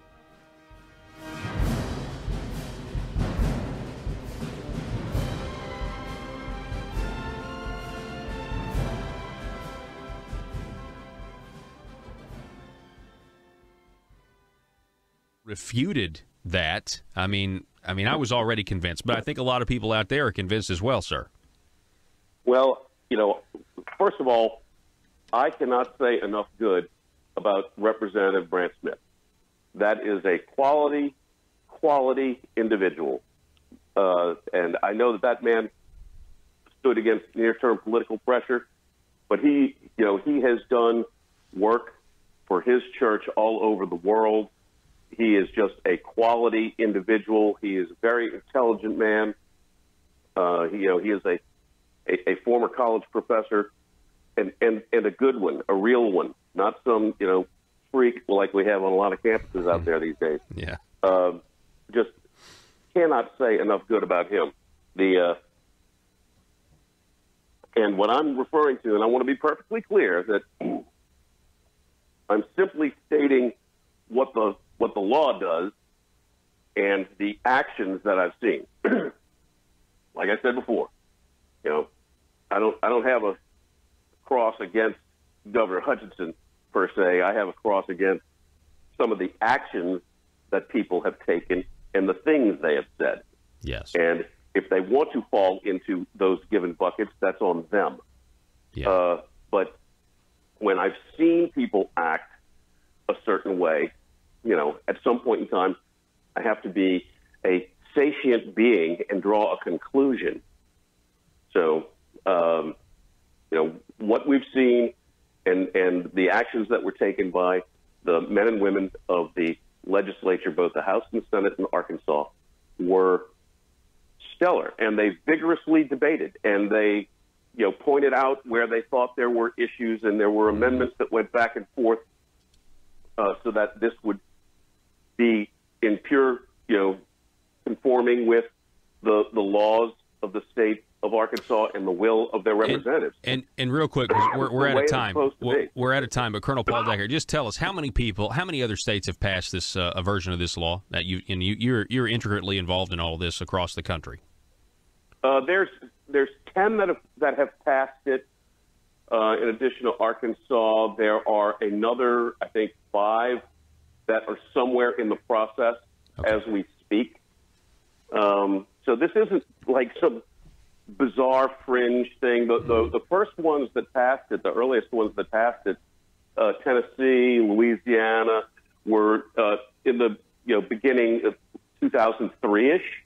Wow. So these have been out there for a long time. And when people say things like, well, that's not constitutionally valid. Oh, really? Hello? It's been 15 years. Mm-hmm. It's in place. Determined to drain the swamp in Little Rock, it's Conduit News Radio with Paul Harrell.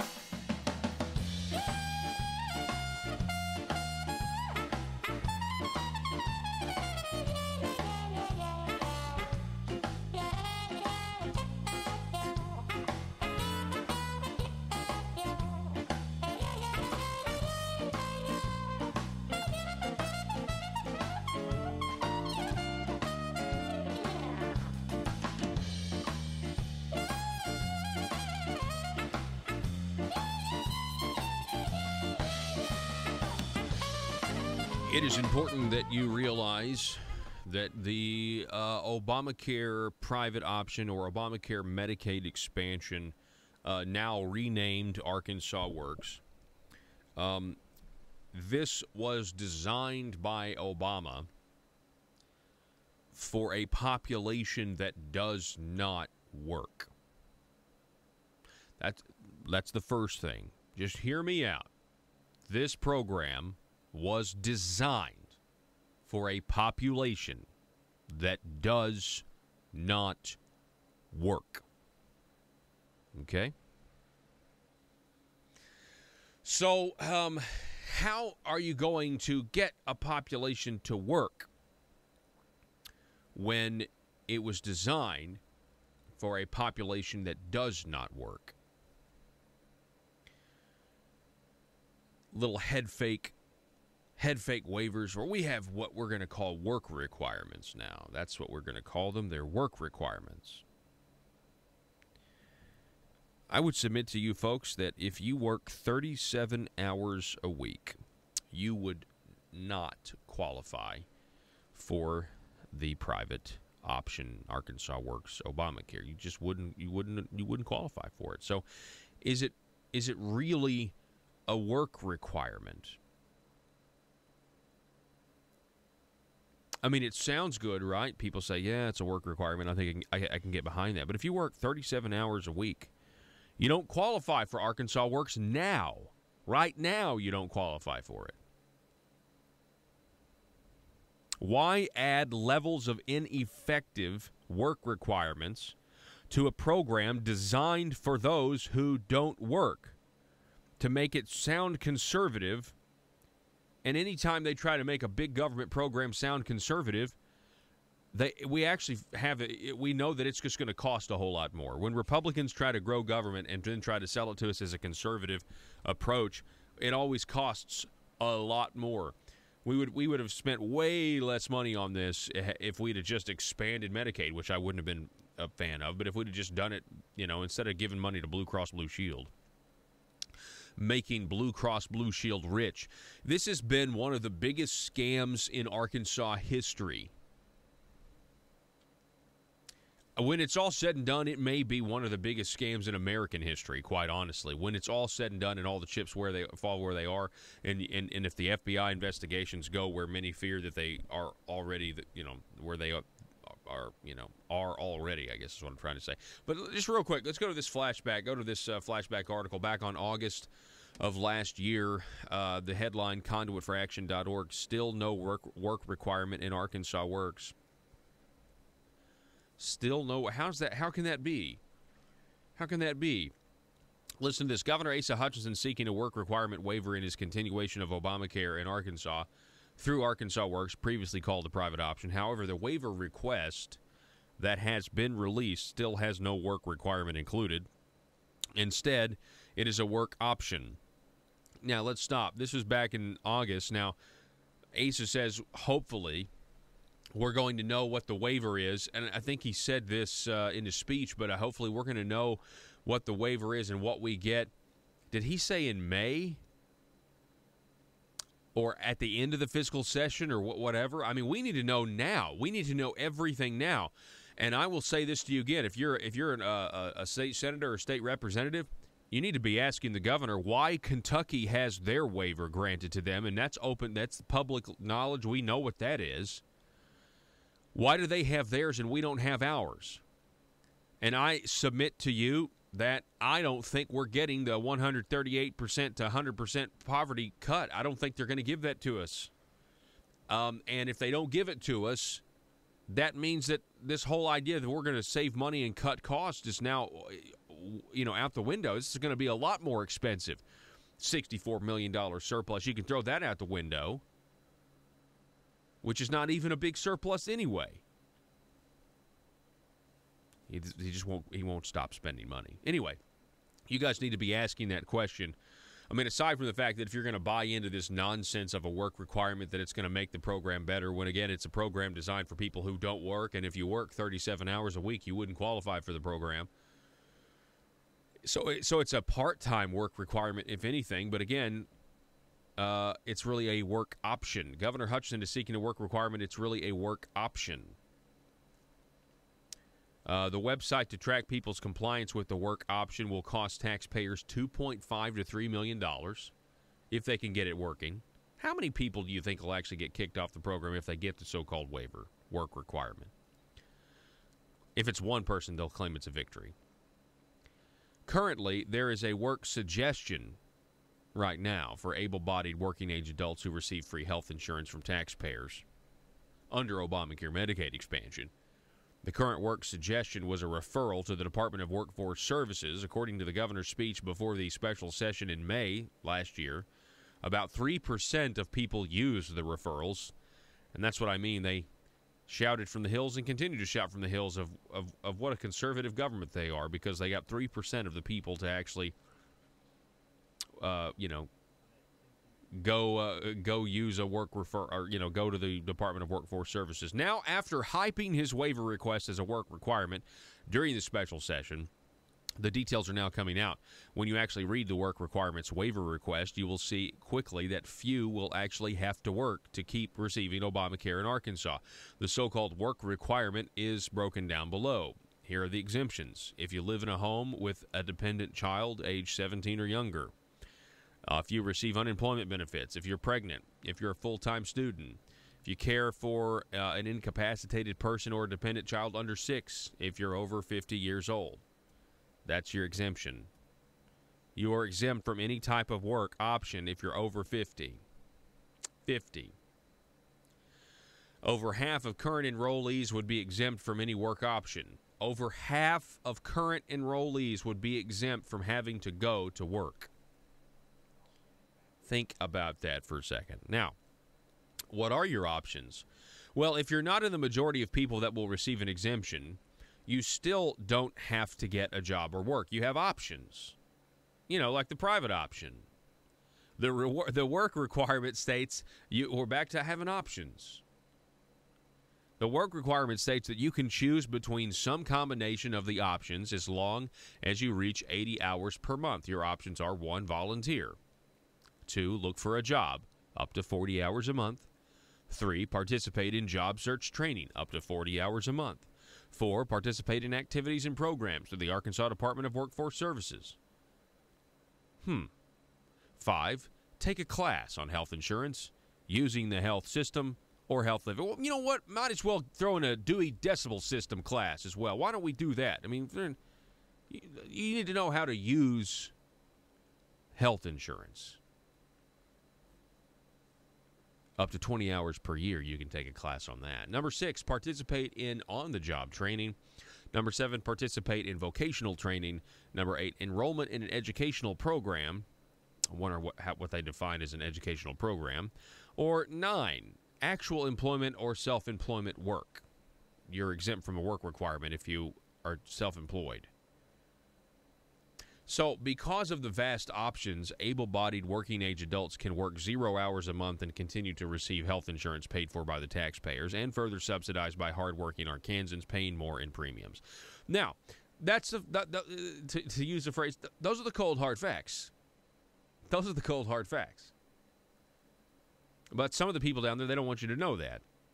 But then again, if you work 37 hours, you don't qualify for the program in the first place. Again, this was a program designed by Obama for a population that does not work. Think about this. Oh, and by the way, come on. Just separate the funding.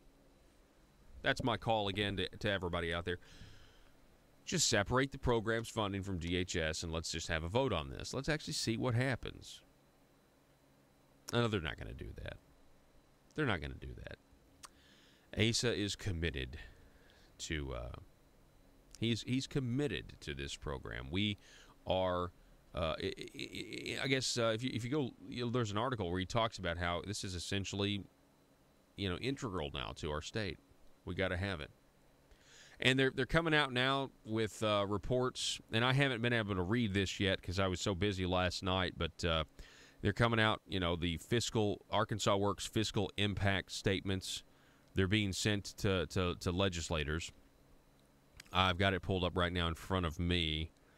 They're saying that calculation, the elimination of Arkansas Works, which currently covers 285,000 Arkansans, would cut $2.09 billion from the state's economy. For the state alone, the cost of eliminating Arkansas Works. Now, this is, first of all, this is propaganda. Let me repeat. This is government propaganda to try to psychologically tell these legislators that the sky will fall if they get rid of the program. Cindy Gillespie in committee said the less people on the program, the more money the state saves. Period. If that is a true statement, which it is, how does ending the program cost us money? These people are lying to you. Well, Paul, you have to understand the way the budget process... No, these people are not telling you the truth. Anyway, let me read their bogus propaganda statement anyway. The elimination of Arkansas Works, which currently covers 285,000 Arkansans. By the way, it went as high as 320. They said it would never go above 215,000. Well, that's been a joke, and under Asa's leadership, the thing has exploded. And only now that he has a primary does he start removing people, does he start actually getting the system to work and everything else. And he wants credit for it. It is all carefully crafted language. They're now claiming that that $2.9 billion would be gone from the state's economy. Notice they put all this at the top of the page in bold, because I don't think some of them have confidence that if they didn't do this, I don't think some of them have confidence that the legislators would read the whole thing. And that's a sad fact. For the state alone, the cost of eliminating Arkansas Works is estimated to be an additional $88.6 million in general revenue. If the Arkansas Works program ended this year, the proposed budget for fiscal year 19, where ASA, by the way, has increased spending $172 million, the proposed budget for fiscal year 19 would rise to $5.7 billion. The increased cost would eliminate the projected surplus of $64 million and instead require $25 million in cuts to state operations. What about the savings? We're spending $100 million on Arkansas on Medicaid this year. Hospitals would incur additional uncompensated care costs with UAMS alone to pay $53 million more every year. Well, guess what? The dish payments to hospitals haven't gone anywhere. They're still there. That's why we did all this, according to Charlie Collins and others. And by the way, your hospital math is phony. Hospitals put out numbers that show way bigger losses than their actual loss. And they do this to fearmonger. They do this to secure taxpayer-funded streams of revenue to hospitals. This is, again, one of the biggest scams in Arkansas history. One of the biggest scams in Arkansas history. So there we go. The government and their propaganda arms have responded to people who wanted to know how much money the state originally would save if we ended Arkansas Works. The governor and his propaganda people come back and they tell you that the sky will fall if it ends. This is what they do every time. If you ended it, we would lose money. It's a welfare program. You expect us to believe that if you end a welfare program where you're giving stuff away for free, that we lose money when we're now the feds and the state are paying for this? So what do they lead with? They lead with, it'll be a $2.09 billion impact to the state's economy. Well, I'm sorry. Whose fault is that? Are we going to say that that now our economy depends on entitlement spending? Is that really the position that Republicans want to take? Our economy depends on entitlement spending? Government doesn't create jobs. Government doesn't create economic growth. These are basic Republican Party platform principles. And you guys have committed our state to being dependent for a generation, for generations to come. And we have to end this thing now.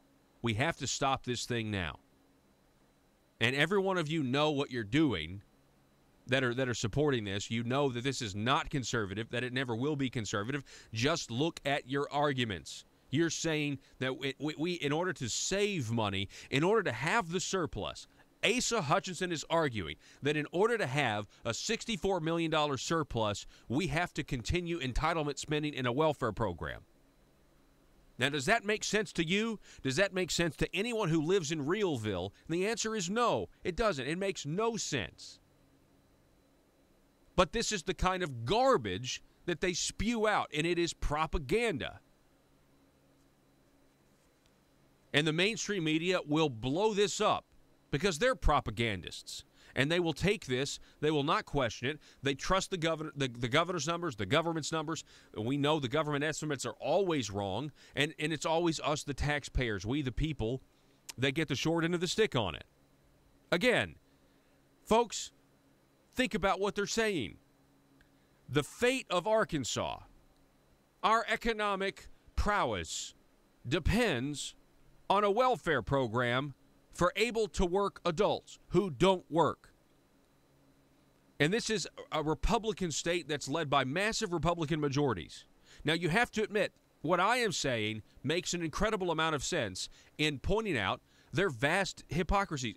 It doesn't make the emperor has no clothes. They are completely clueless.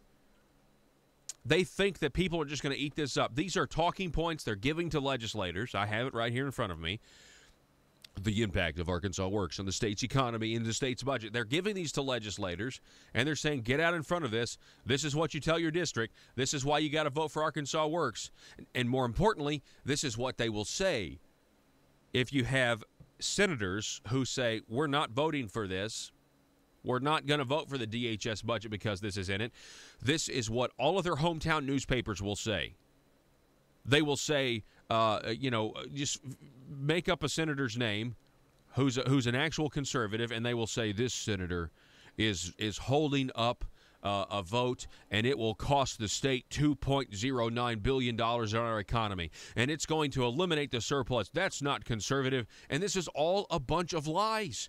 It's all made up. They are making this stuff up. Now, I mean, the $2 billion to the state's economy, I mean, I suppose that could be true, but again, are we really going to say as conservatives we have to have a welfare program? We have to have this welfare program that we created in order for us to survive as a state, and are we just going to do this perpetually? We're going to do this for the rest of our lives till the end of time, and that's why you say, I was hearing this the other day. Again, Ronald Reagan, the closest thing to eternal life on this side is a government program, and they never want to get rid of it.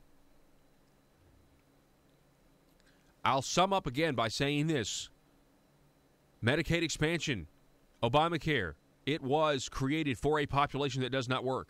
If you work 37.65 hours in a week, you make too much money to qualify for this program. That's now.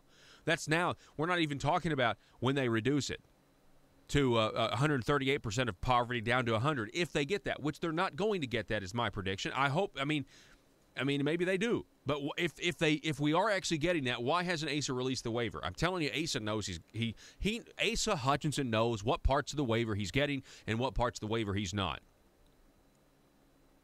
He's going to keep that information. He's not, if it's bad for him and it's negative, or it could sway any voters or sway any legislators in this fiscal session, he's not going to give them information that makes their case for them. Because he is dedicated to this Obamacare program. We have to take a break. Don't go anywhere. Back in a minute. Our nation's motto, "In God We Trust," first appeared in 1864. Secretary of Treasury Chase stated that no nation can be strong except in the strength of God, or safe except in His defense. And the trust of our people in God should be declared on our nation's coins. President Dwight Eisenhower then adopted "In God We Trust" as our nation's official motto in 1956. Act 911, enacted by the 2017 Arkansas General Assembly, states that if funds are available, durable framed copies of our nation's motto, "In God We Trust," shall be placed in public school classrooms, libraries, or any publicly maintained facilities. Posters may be donated or provided through voluntary contributions. If you're interested, please contact me at 870-275-2929. This is Dan Sullivan with the Liberty Moment. Paid for by Sullivan for Arkansas. If you're like me, you believe that small business is the heart of Arkansas's economic engine, and it should be viewed that way by the politicians in Little Rock. Conduit for Commerce also believes, like you and I believe, policies that achieve less regulation and lower taxation help small business in Arkansas thrive. Other policies like small, constitutionally consistent government and reducing citizen dependency on government keeps it from growing and expanding its influence on our daily lives. Conduit for Commerce works every day to educate the general public and legislators on these important priorities in the name of Arkansas small business. By the way, contributions to Conduit for Commerce are tax deductible. Log on now to conduitforcommerce.org and click on Contact Us on the right side of the page. That's conduitforcommerce.org. Go there now and learn the facts on protecting small business in Arkansas.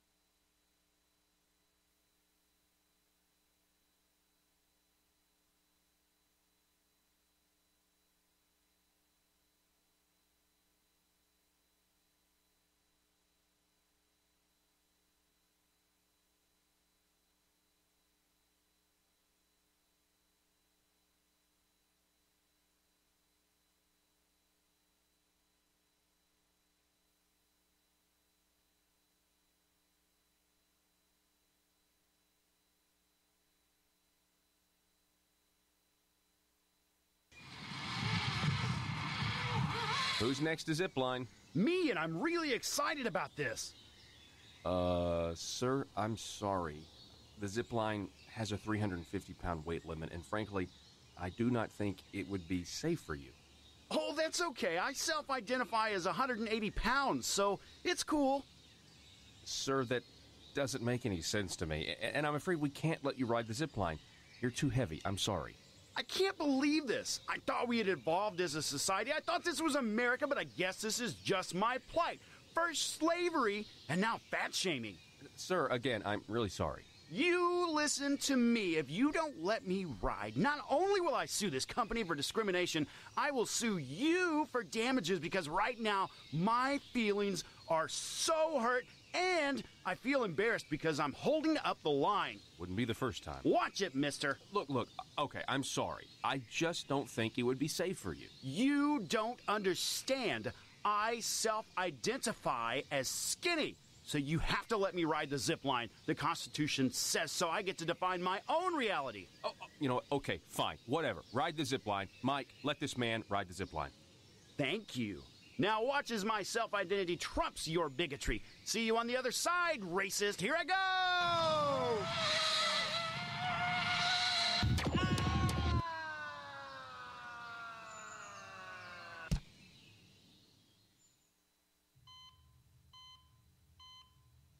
Doctor, thank goodness.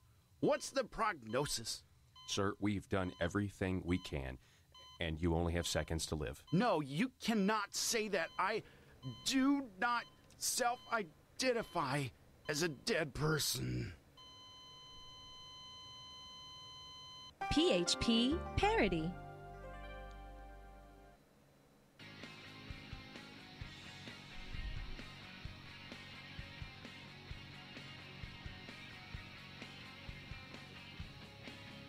The intersection of conservative ideas and reality. Conduit News Radio with Paul Harrell. All right, good morning, everybody out there. As we wind down our 2 hours of time, thank you so much for being with us. I want to remind all of you guys out there that today is Valentine's Day, and you still got time if you forgot. I mean, if you're just like, oh, gosh, that was terrible news. Well, I'm just trying to help you out. Don't want you to get in any trouble for those of you that, there are people that take Valentine's Day really serious. I don't get it, honestly. I really don't, but there are people that do. So you definitely need to know that for sure. Do what? What? I can't hear what you're saying, Joe. So even if I had forgot, I won't be in trouble. Okay. And just remember, mark your calendars for March the 13th. If you're in Senate District 16 or you're an activist and want to help, Bob Bailey is going to be running in a runoff against Breanne Davis on March the 13th.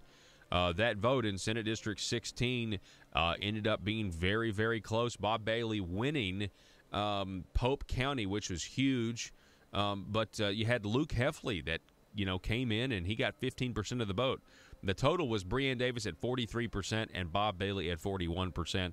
It's going to be very interesting moving forward. This is an establishment versus anti-establishment race, and don't think that Asa is going to want – he's going to put even more resources into this next one. And maybe, I don't know, who knows, maybe the tent will be, really fantastic. Maybe get another upgrade. We had one upgrade and get another tent, even better one. We got a whole new round of fundraising that can happen now. Folks, I appreciate you listening. Arkansas, be safe.